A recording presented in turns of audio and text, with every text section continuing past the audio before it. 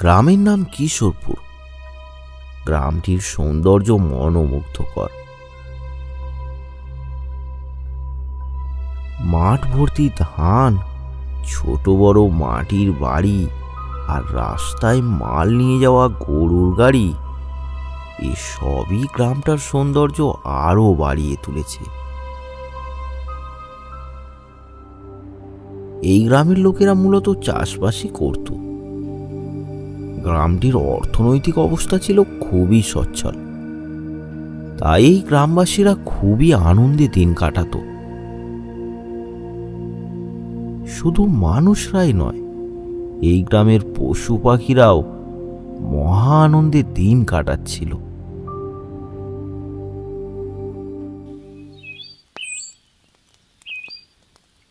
হরি এই গ্রামেরই একজন ছেলে। ছেলেটি ছিল খুবই সরল মনের মানুষ। পৌষ মাসের এই কনকনে ঠান্ডায় হরি সকালে ঘুম থেকে উঠে রাস্তায় বেরিয়ে কয়েকটা কাঠ জ্বালিয়ে আগুন পোয়াচ্ছিল। আর শীতের সময় কেউ সকালে আগুন জ্বালালে তার সাথে যোগ দেওয়ার লোকের অভাব হয় না। কিছুক্ষণের মধ্যেই মোহন এসে তার সাথে যোগ দিল। আরে হরি, জ্বালা জ্বালা, যা ঠান্ডা পড়েছে, হাতটা একটু সেঁকে নি। হাত পা যেন অসার হয়ে যাচ্ছি, জ্বালা। হ্যাঁ হ্যাঁ গো, যা শীত পড়েছে। সকালে উঠে আমি ভাবলাম একটু আগুন জ্বালিয়ে হাত সেঁকে নি, শরীরটা গরম করে কাজে বেরোবো। হ্যাঁ, ভালো করেছিস, তোর জন্য আমাদেরও একটু হাত পা সেঁকা হয়ে গেল। কিছুক্ষণের মধ্যে আরো কয়েকজন এসে যোগ দিল, আর তাদের সাথেই যোগ দিল ফুটফুটে 3টি সদ্যজাত কুকুর ছানা। তারা গুটি গুটি পায়ে আগুনের সামনে এসে পৌঁছল। তারপর একটু দূরে বসেই তারাও আগুনের তাপ নিতে থাকে। মোহন কুকুর ছানাগুলোকে দেখে বলল, আয় আয়, তোদেরকেও এই আগুনে ফেলে দেবো, আয়। কুকুরগুলো মোহনের ভাষা হয়তো বুঝতে পারেনি, কিন্তু সে যে ধমক দিয়েছে সেটা ঠিকই বুঝতে পেরেছে। তাই কুকুরগুলো চুপ করে দাঁড়িয়ে তাদের মুখের দিকে দেখতে থাকে। 2 দিন আগেই ওদের মা মারা গেছে। হরির একটু কুকুর ছানাগুলোকে দেখে মায়া হলো। সে মোহনকে বলল, থাক না মোহন, ওরা আছে তো কি এমন ক্ষতি হচ্ছে? আমাদেরও যেমন শীতে কষ্ট হচ্ছে, তেমন ওদেরও তো কষ্ট হচ্ছে নাকি? তা তোমার তো বাপু ওদের জন্য একবারে দরদ উদলে পড়ছে। যাও না, যাও, বাড়ি নিয়ে যাও। বাড়িতে নিয়ে গিয়ে বিছানায় শোয়াবি। সুপ্রেমি এসেছি, সুপ্রেমি। আরে হ্যাঁ, মন ঠিকই বলেছে। বাড়ি এখানে ওখানে পায়খানা করে ছড়াবে, 2 দিন রাখো না, বুঝতে পারবে। আমি আজই ওদের মাঝ মাঠে ছেড়ে দিয়ে আসবো। না, ওদের আমি রাখবো, আমি ওদের দেখাশোনা করব। তুমি একবার ওদের মুখের দিকে তাকিয়ে দেখো। মাহারা বাচ্চাগুলোকে ওই মাঠে ছেড়ে আসবে বলছো? ওরা যে না খেতে পেয়ে একদিনেই মারা যাবে। না না, আমি ওদের বাড়ি নিয়ে যাব, আমি ওদের মানুষ করব। হ্যাঁ, তুমি পোষো না, সে তো ভালো কথা। তোমার কুকুর যেন কারো বাড়িতে গিয়ে উৎপাত না করে। চলো মোহন, চলো।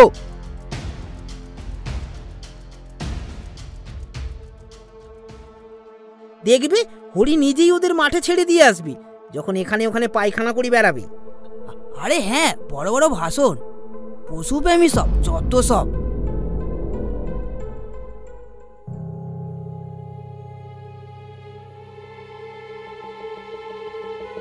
হরির বউ হরির সাথে প্রথমে একটু ঝগড়া করলেও পরে সে ব্যাপারটা মেনেই নেয়।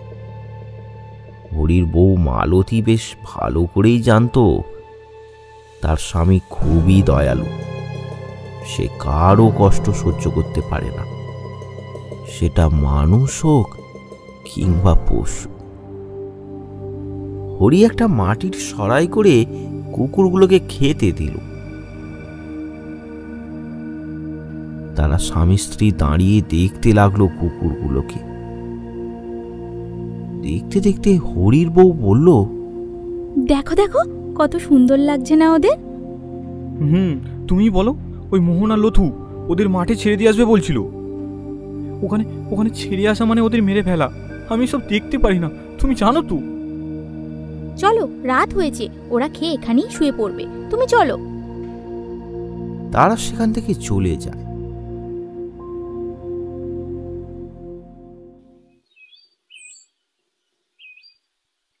পরদিন সকালে হরি ঘুম থেকে উঠেই কুকুরগুলোকে দেখতে আসে। বাইরে বেরিয়ে সে দেখে সেখানে একটা কুকুর ছানা, বাকি দুটোকে তো দেখা যাচ্ছে না। অস্থির হয়ে ওঠে হরি। সে এদিক ওদিক খুঁজতে থাকে।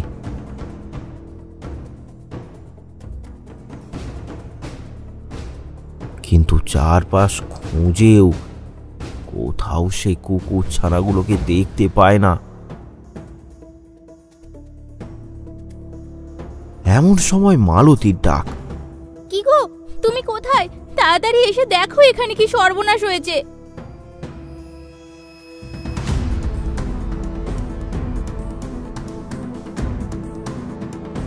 হরি তাড়াতাড়ি করে রান্নাঘরে গিয়ে দেখলো কুকুর দুটো উনানের মধ্যে পড়ে আছে, একেবারে ঝলসানো অবস্থায়। তোমায় বারবার করে বললেও তুমি কোনো কথাই শোনো না। রাস্তার কুকুর তারা খেতে পাক বা নাই খেতে পাক, রাস্তাতেই থাকতো, এমন অবস্থা তো হতো না তাদের। হরি একেবারে নির্বিকার। সে দাঁড়িয়ে দাঁড়িয়ে নিজেকেই দোষ দিতে লাগলো। সে মনে মনে ঠিক করলো বাকি যে কুকুরটা আছে সে তার সব কিছু দিয়ে তার খেয়াল রাখবে, অন্তত সে যেন হরির ভুলে আর তার কাছ থেকে চলে না যায়। কুকুরটার কাছে গিয়ে চোখের জলে ভাসতে ভাসতে তাকে আদর করতে থাকে।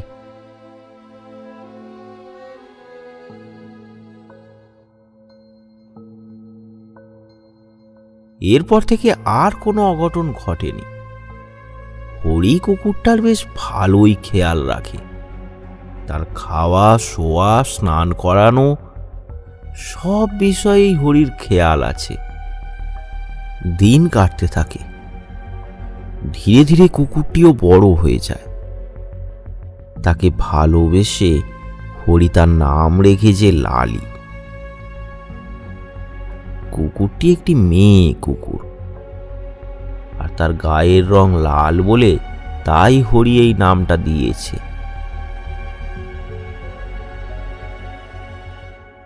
কুকুরটা দিনের বেলায় হরির বাড়িতে থাকলেও রাতে কিন্তু গোটা পাড়াটাই ঘুরে বেড়ায়। লালির একটা বদ অভ্যাস ছিল, সে লোকেদের বাড়ির উঠানে গিয়ে পা দিয়ে মাটি আঁচড়ে মাটি জড়ো করে তার ওপর সে শুয়ে থাকে। এই রকমই একদিন রাতে লথুর বাড়িতে গিয়ে উঠানে মাটি আঁচড়ে মাটি জড়ো করে লালি।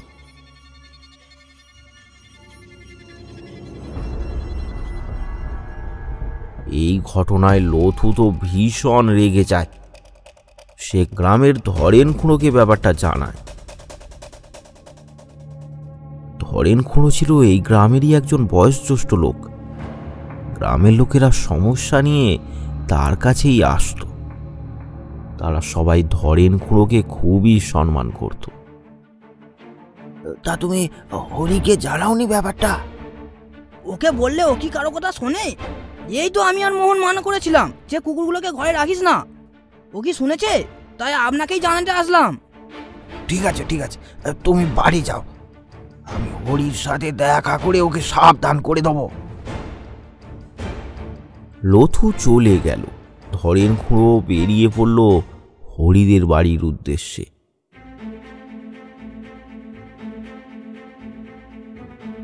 ওইদিকে হরি মাঠে যাচ্ছে, আর তার পেছনে পেছনে চলেছে লালি। কুকুরটির সাথে হরির যেন রক্তের সম্পর্ক। সে যেখানেই যায় লালি তার পেছনে পেছনে ঠিক যাবে। যতই তাকে তাড়িয়ে দিক না কেন, লালি হরির পেছন ছাড়ে না। এই লালি, আসিস না, আমি কাজে যাচ্ছি, তুই বাড়ি চলে যা, আসিস না কিন্তু। এই তুই বাড়ি যা। কি ব্যাপার হরি, তোমার নামে এসব কি শুনতে পাচ্ছি? কেন খুড়ো, কি হয়েছে? আরে তুমি বাবু কুকুর পুষেছো, তা তোমাকে ধরে রাখতে হবে তো নাকি? অন্যের বাড়িতে গিয়ে মাটি খুঁড়ে তার রান্নাঘর একেবারে তছনছ করে দিয়েছে। লতু এসেছিল সকালে আমাকে জানাতে। কি বলছো কি খুড়ো? আমি তো এই ব্যাপারে কিছু জানি না। জানো আর নাই জানো, তোমার কুকুর তুমি ধরে রাখো।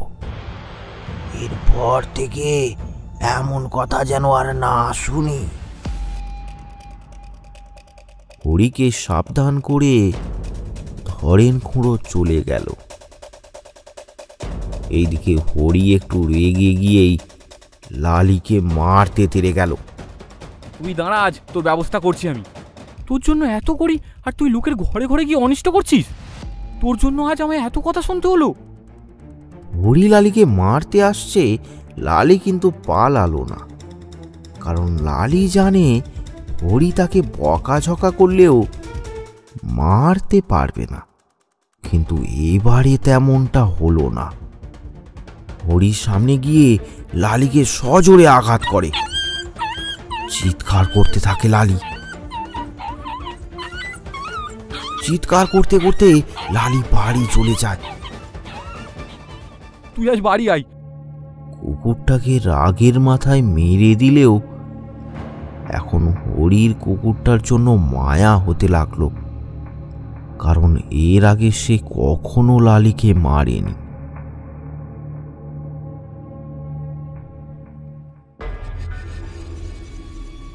লথু কিন্তু ব্যাপারটা ধরেন খুঁড়োকে জানিয়েই ক্ষান্ত হলো না। সে সবাইকে বলতে লাগলো এই ঘটনাটা। কুকুরটা খুব উৎপাত করছে, ওর উৎপাত বন্ধ করতে হবে। সেদিন আমারও এক পাটি জুতো নিয়ে পালিয়ে গিয়েছিল। বলো কি? চলো তো, আজ রাতে ওকে পিটিয়ে মারবো। না, পিটিয়ে মারলে হবে না। এমন একটা কাজ করতে হবে যাতে সাপও মরবে কিন্তু লাঠি ভাঙবে না। কি কাজ করা যায় বলো তো? আজ রাতে তুমি বাড়ির বাইরে খাবারের সাথে বিষ মিশিয়ে রেখে দেবে। তারপর দেখবে ও চিরতরে ঘুমিয়ে পড়বে। বিষের গন্ধে ও কি খাবার খাবে? গন্ধ পেলেই তো পালিয়ে যাবে, ও আর খাবে না। আরে খাবে না মানে ঠিকই খাবে। এমন কত কুকুর আমার হাতে খাবার খেয়ে চুপচাপ ঘুমিয়ে পড়েছে। ঠিক আছে, আজ আয় তুই, তারপর দেখছি।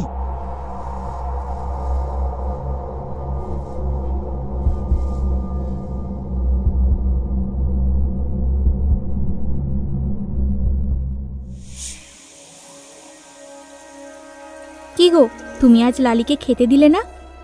লালির কথা কি তুমি ভুলে গেছো? মনে থাকবে না? মনে আমার ঠিকই আছে। ওকে হাতে না মেরে পাতে মারতে হবে, তবেই ওর শিক্ষা হবে। কেন, ও কি করলো? আরে ও কাল রাতে লতুর বাড়িতে গিয়ে মাটি খুঁড়েছি। লতু ধরেন খুঁড়োকে গিয়ে ব্যাপারটা বলে, আর ধরেন খুঁড়ো কতই না কথা শোনালো। এই এই এই তুই বেরো এখান থেকে, তোকে আমি কিছু খেতে দেবো না। যা যা পালা।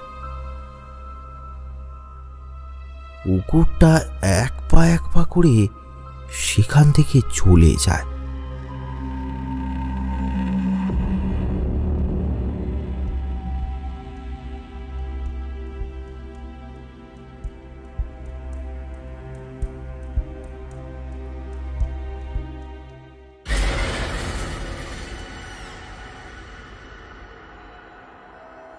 এদিকে লথু খাবারের সাথে বিষ মিশিয়ে বাইরে রেখে দেয়।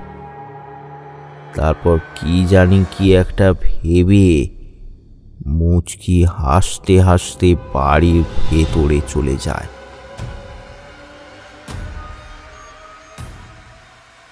লালি এদিকে খিদের জ্বালায় ছটপট করতে থাকে। গ্রামের এদিক ওদিক ঘুরে লালি খাবারের সন্ধান করতে থাকে। কিছুক্ষণের মধ্যেই সে গিয়ে পৌঁছায় লথুর বাড়িতে। লথুর বাড়ির সামনে খাবার দেখে লালি কিছু না ভেবেই খাবারটা খেতে শুরু করে।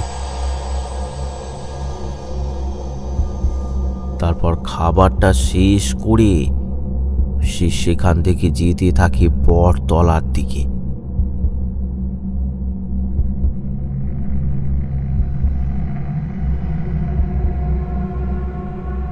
বটতলায় গিয়ে একেবারে নিস্তেজ হয়ে পড়ে লালি। শুয়ে পড়ে সে। কিছুক্ষণ পরেই কুকুরটা ছটপট করতে থাকে। মুখ হাঁ করে, চোখ দুটো বড় বড় করে পা ছুঁতে থাকে লালি। তার চোখ দুটো যেন ঠিকরে বাইরে বেরিয়ে আসছে। অসহ্য যন্ত্রণায় কাতরাতে কাতরাতে অবশেষে মারা যায় লালি।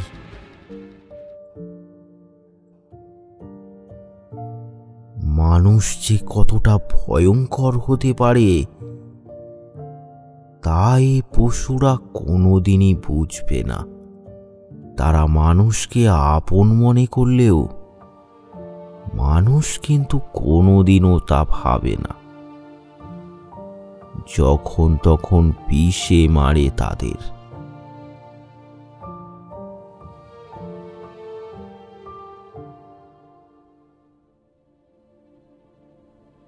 সকালে গ্রামের কিছু মানুষ দেখল লালি মরে পড়ে আছে। হরি তার সামনে বসে চোখের জলে ভাসছে। লালি, লালি, তুই আমাকে ছেড়ে চলে গেলি লালি। এমন কি করে হয়ে গেল লালি? লালি, যাস না এভাবে লালি, লালি।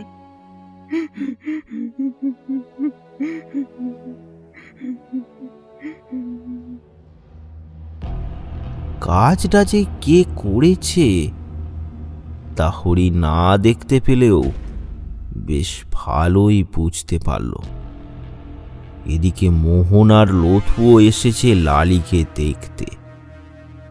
তারা ভালো করেই জানে তারা যদি এই সময় না আসে তাহলে গ্রামের লোকেরা তাকেই সন্দেহ করবে। এরপর কিছুজন মিলে লালিকে ভাগাড়ে ফেলে দিয়ে আসলো। কাঁদতে কাঁদতে হরি বাড়ি ফিরে গেল।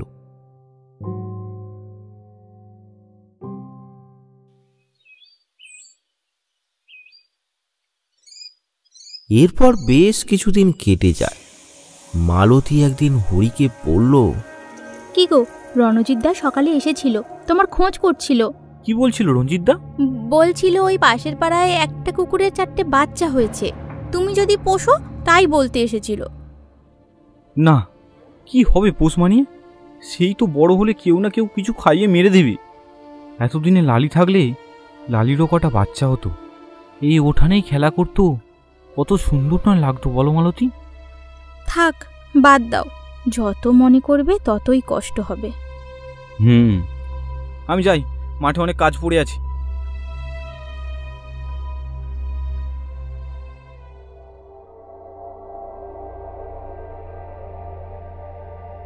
গ্রামের লোকেরা দিনের বেলায় কাজ করে আর বিকালে সবাই একটু বটতলায় বসে আড্ডা দেয়।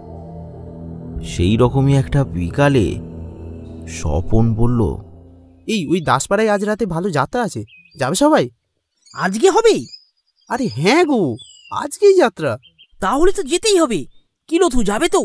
দেখি বাড়ি যাই, তারপর ভাববো। ঠিক আছে, আমি রাতে ডাকতে যাব।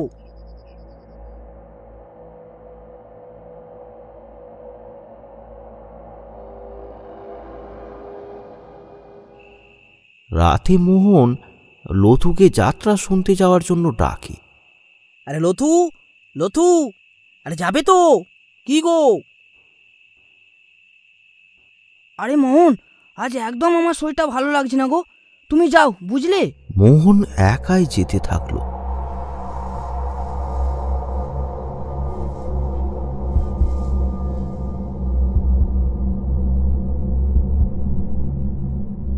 গ্রামের রাস্তা একেবারে নিঝুম, নিস্তব্ধ। কিছুটা যাওয়ার পর মোহন দেখল দূরে একটা কুকুর দাঁড়িয়ে, তার সাথে তার কটা বাচ্চাও আছে। মোহন হেঁটে সামনে যেতে লাগলো, কিন্তু তারপরই কুকুর ছানাগুলো রাস্তার মাঝে এসে রাস্তা ঘিরে দাঁড়ালো। মোহন থমকে গিয়ে দাঁড়িয়ে পড়ল। এরপর ভালো করে বাচ্চাগুলোকে লক্ষ্য করে সে বুঝতে পারে সেগুলো কুকুর ছানার মতো দেখতে না, সেগুলো দেখতে বেশ ভয়ঙ্কর। মোহনের দিকে তাকিয়ে আছে তারা। তাদের বড় বড় চোখগুলো দেখলে যে কেউ ভয় পেয়ে ভিড়মি খাবে।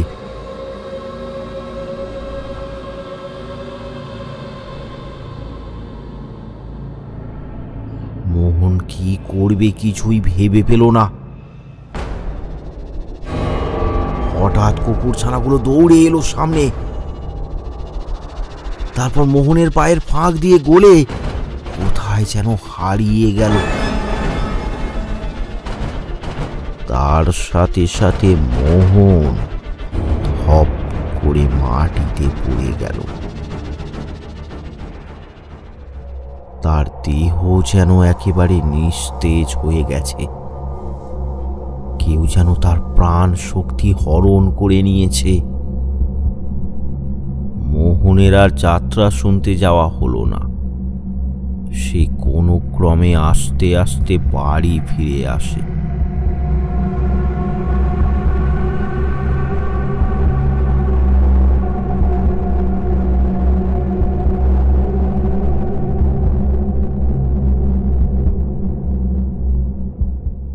বাড়িতে পৌঁছেই তার শুরু হলো রক্ত বমি।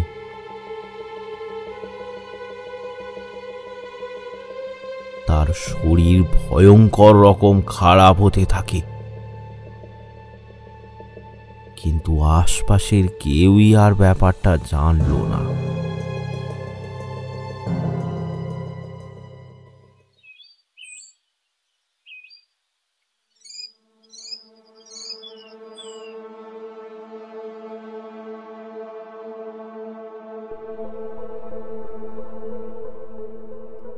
সকালে লথু মোহনের সাথে দেখা করতে এসে দেখে মোহন মারা গেছে।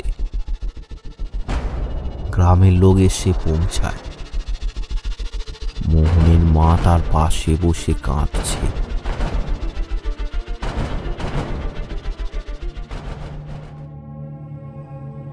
গ্রামের লোকেরা আসে। তারা মোহনের দেহটাকে শ্মশানে নিয়ে গিয়ে দেহ সৎকার করে।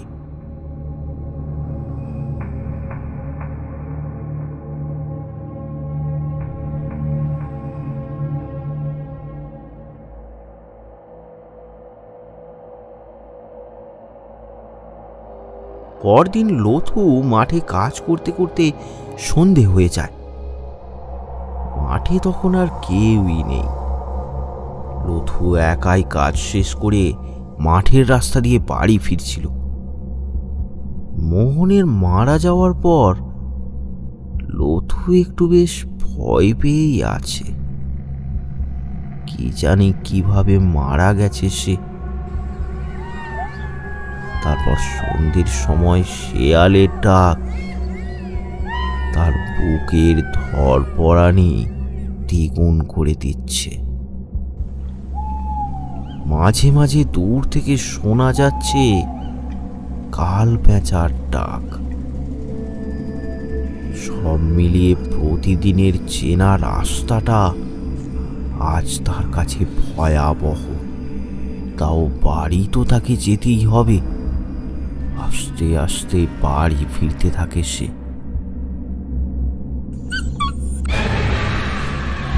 হঠাৎ সে পেছন থেকে শুনতে পায় একটা কুকু শব্দ। সঙ্গে সঙ্গে সে সে পেছনে ফিরল। কোথাও কিছু নেই। পেছনে দেখে সে এবার যেই সামনের দিকে ঘুরেছে, লথু দেখল তার সামনে বড় বড় চোখ করে দাঁড়িয়ে আছে 4টি কুকুর ছানা। তাদেরকে দেখে লথু একেবারে ভয়ে জড়োসড়ো হয়ে যায়। তারপর সে সেখান থেকে পালাতে যাবে, এমন সময় কুকুরগুলো ছুটে এসে তার দুটো পায়ের ফাঁক দিয়ে গলে যায়, তারপর অদৃশ্য হয়ে যায়। সাথে সাথে লথু লুটিয়ে পড়ে মাটিতে। যন্ত্রণায় ছটপট করতে করতে সেখানেই মারা যায় লথু।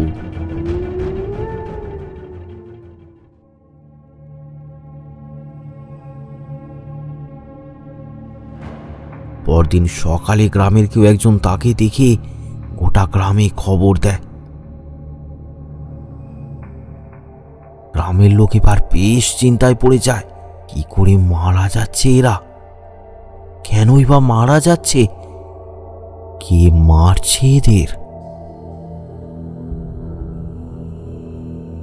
এই সব প্রশ্নের উত্তর খুঁজতে ধরেন খুঁড়ো সবাইকে নিয়ে বসে। কি হচ্ছে বলো তো এইসব আমাদের গ্রামে? পরপর দুটো তরতাজা প্রাণ ঝরে গেল। তোমাদের কি মনে হয় বলো তো?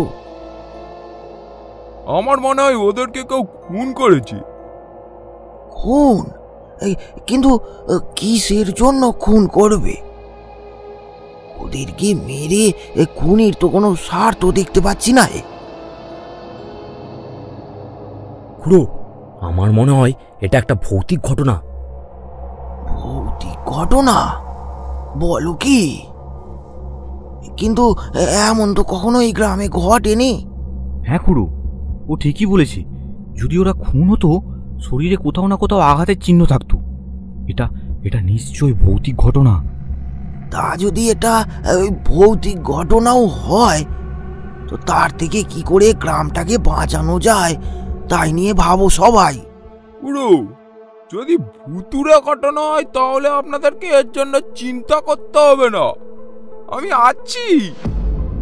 স্যার যেই ভূতই হোক না কেন, এই পঞ্চার হাতে তাকে বন্দি হতেই হবে। আমার বাবা ছিল মস্ত বড় তান্ত্রিক। আমার বাবার বাবা মানে আমার দাদু ছিল মস্ত বড় তান্ত্রিক। আর তার কিছু বই পড়েই আমি এই তন্ত্রবিদ্যা অর্জন করেছি। আমি আজ রাতে গিয়েই ওকে বন্দি করব। সত্যি বলছো পঞ্চা? তুমি এই গ্রামকে ওই ভূতের হাত থেকে মুক্ত করতে পারবে? হ্যাঁ পারবো। আমার শরীরে তান্ত্রিকের রক্ত বইছে, পারবো না মানে?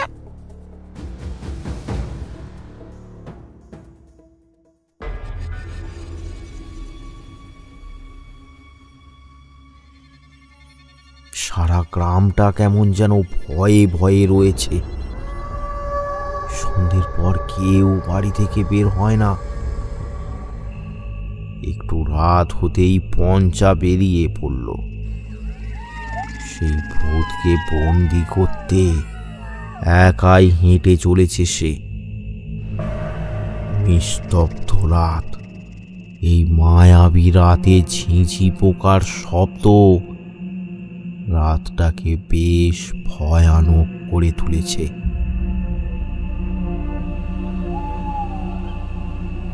হাঁটতে হাঁটতে পঞ্চা যখনই মাঠের রাস্তায় পৌঁছালো, হঠাৎ সব চুপ। ঝিঁঝি পোকার শব্দ, শেয়ালের ডাক, পেঁচার ডাক কিছুই শোনা যাচ্ছে না। সবাই যেন কোনো একটা আতঙ্কে জড়সড় হয়ে বসে আছে। কারো মুখে কোনো কথা নেই।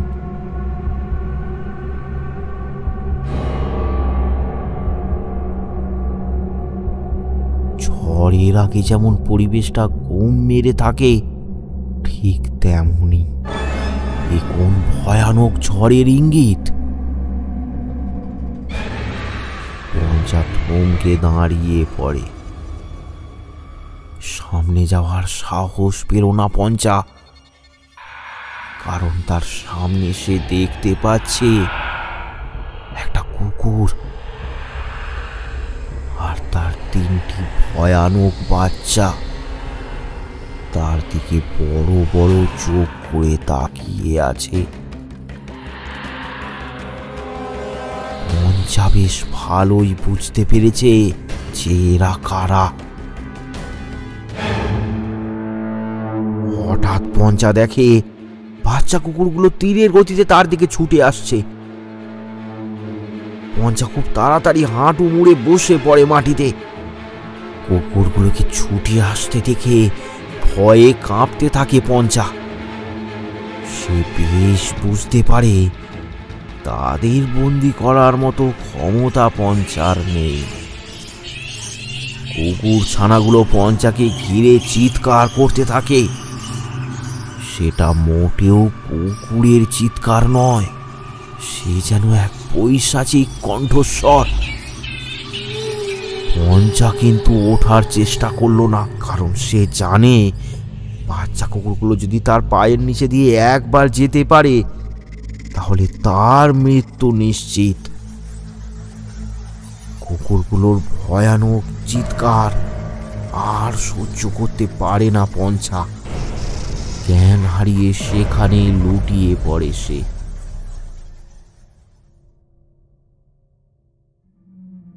পরের দিন সকালে ধরেনবাবু, হরি আর রণজিৎ এসে পঞ্চাকে ডাকতে থাকে। পঞ্চা, এই পঞ্চা, ওটো ওটো, তুমি ঠিক আছো তো? খুড়ো খুড়ো, আমি কাল রাতে মরতে মরতে কোনো রকম বেঁচেছি। আমার দ্বারা এ কাজ হবে না। তুমি কি দেখেছো সেই ভূতকে? হ্যাঁ, আমি তাকে দেখেছি। ওটা একটা পশুপেত ছিল। পশুপেত মানে? সেটা আবার কি ভূত?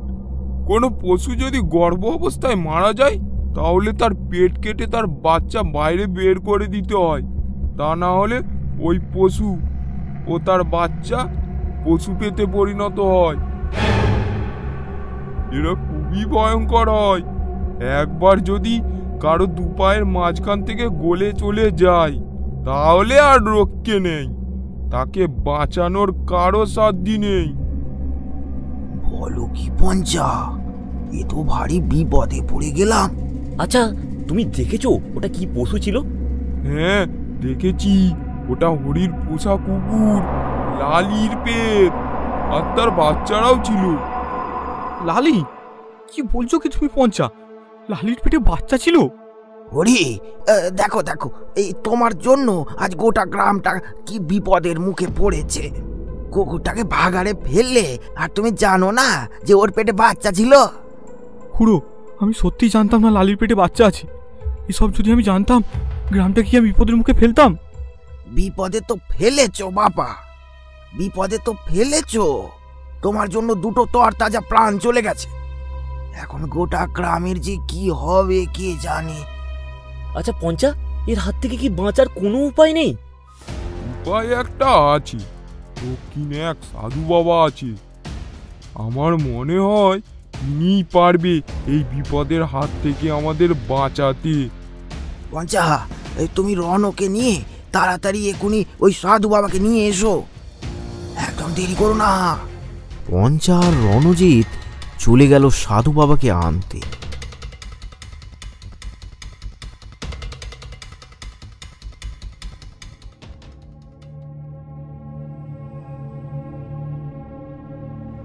এইদিকে গ্রামের সবাই হরিকে দোষারোপ করতে থাকে। হরিও নিজেকে দোষ দিতে থাকে। আজ তার জন্য গোটা গ্রামের এই অবস্থা।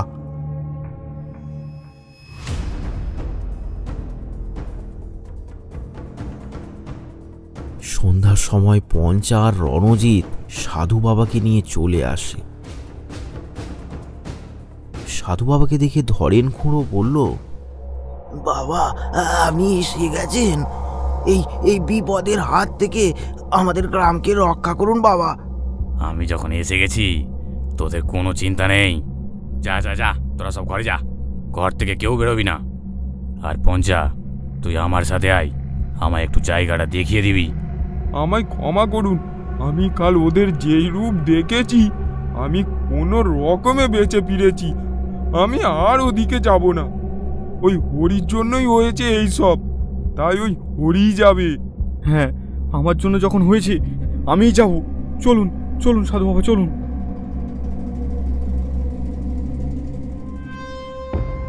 সবাই তাড়াতাড়ি করে যে যার ঘরে গিয়ে কপাট বন্ধ করে দেয়।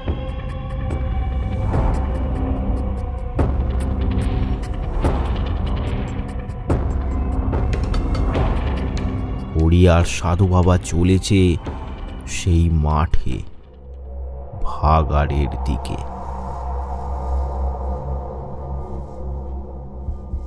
ভাগাড়ের কাছে গিয়ে সাধু বাবা মন্ত্র পড়তে লাগলো।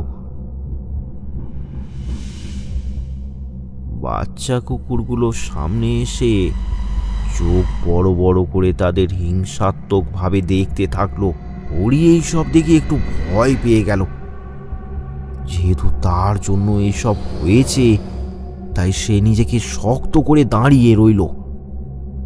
সাধু বাবা হরিকে এক মুঠো সর্ষে দিয়ে বলল, যাও, তুমি ওই সর্ষে দিয়ে কুকুরগুলোকে গণ্ডির মধ্যে ঘিরে ফেলো। ঠিক আছে বাবা। হরি সর্ষে দিয়ে যেই ওদের গণ্ডি কাটতে গেল, তখনই একটা ছোট কুকুর ছুটে আসলো হরির দিকে। হরি তখন রীতিমতো ভয় পেয়ে গেল। সে কি করবে কিছুই বুঝতে পারল না। এক জায়গায় থমকে দাঁড়িয়ে পড়ল হরি। হরি, হরি, তুমি বসে পড়ো, তুমি বসে পড়ো হরি। হরি, হরি বসে পড়ো। সাধু বাবার কোনো কথাই হরির কানে গেল না। কুকুরটা সামনে এসে যেই হরির পায়ের নিচে দিয়ে গলতে যাবে, অমনি পেছন থেকে লালি, মানে ওদের মা কুকুরটা ছুটে এসে বাচ্চা কুকুরটাকে এক ধাক্কা দিয়ে সরিয়ে দিল। তারপর লালি হরির দিকে এক করুণ দৃষ্টিতে তাকিয়ে ওখান থেকে তার বাচ্চাদের নিয়ে যেতে থাকলো। পেছন থেকে সাধু বাবা হরিকে বলল, হরি, তুমি পারবে ওদের মুক্তি দিতে। ও তোমার কোনো ক্ষতি করবে না। তুমি ওকে ডাকো আর এই জলটা ওর গায়ে ছড়িয়ে দাও। হরি সেই মতো মন্ত্রপুত জলটাকে হাতে নিয়ে লালিকে ডাকলো। লালি, আয় মা, আমার কাছে আয় মা। আয়, আয় মা, আমার কাছে আয় মা। আয়, আয়।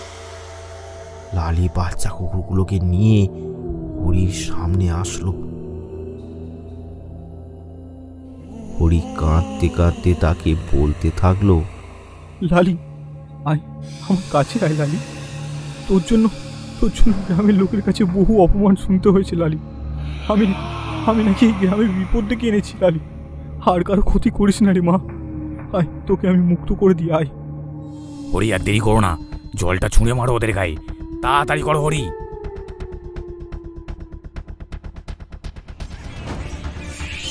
সাথে সাথেই তারা চিৎকার করতে করতে আস্তে আস্তে মিলিয়ে গেল। পুরো গ্রাম থেকে বিপদের ছায়া কেটে গেল।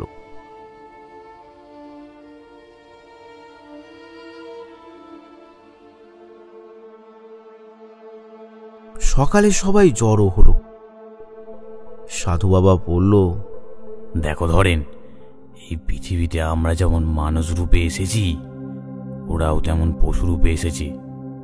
আমরা মানুষরা যেমন এতটা বুঝতে পারি, কিন্তু ওরা ওটা বুঝতে পারে না কোনটা ঠিক আর কোনটা ভুল। পশুরা এটা জানে না, তাই তারা না জেনে বহু ভুল করে থাকে। তাই বলে আমরা ওদের মারতে পারি না। ওদেরও এই পৃথিবীতে বাঁচার অধিকার আছে। ওই মোহন আর লতু এই কুকুরটাকে বিষ খাইয়ে মেরেছিল। আমাদের সমাজে এমন বহু মোহন আর লতুর মতো লোক আছে, আর এই পাপ কাজ করে চলেছে। সবাই একটা কথা ভালো করে মনে রাখবে, পাপ কিন্তু তার বাপকেও ছাড়ে না।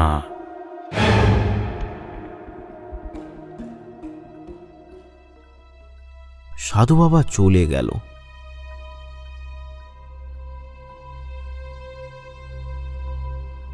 হরি হতভম্বের মতো দাঁড়িয়ে কাঁদতে থাকে।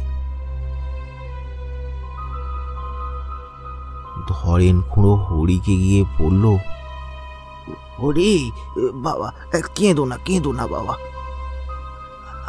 আর তুমি দেখো, আজ থেকে এই গ্রামে কোনো পশুর ওপর আর কেউ কোনো বাজে আচরণ করবে না।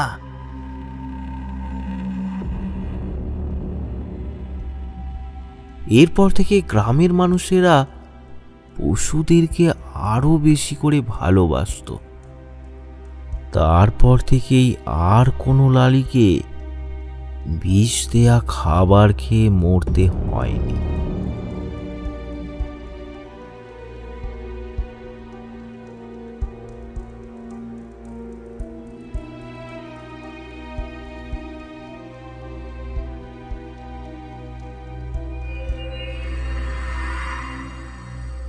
আরও ভয়ানক গল্প পেতে আমাদের চ্যানেলটি সাবস্ক্রাইব করুন আর কমেন্ট করে জানাতে ভুলবেন না গল্পটি কেমন লাগলো।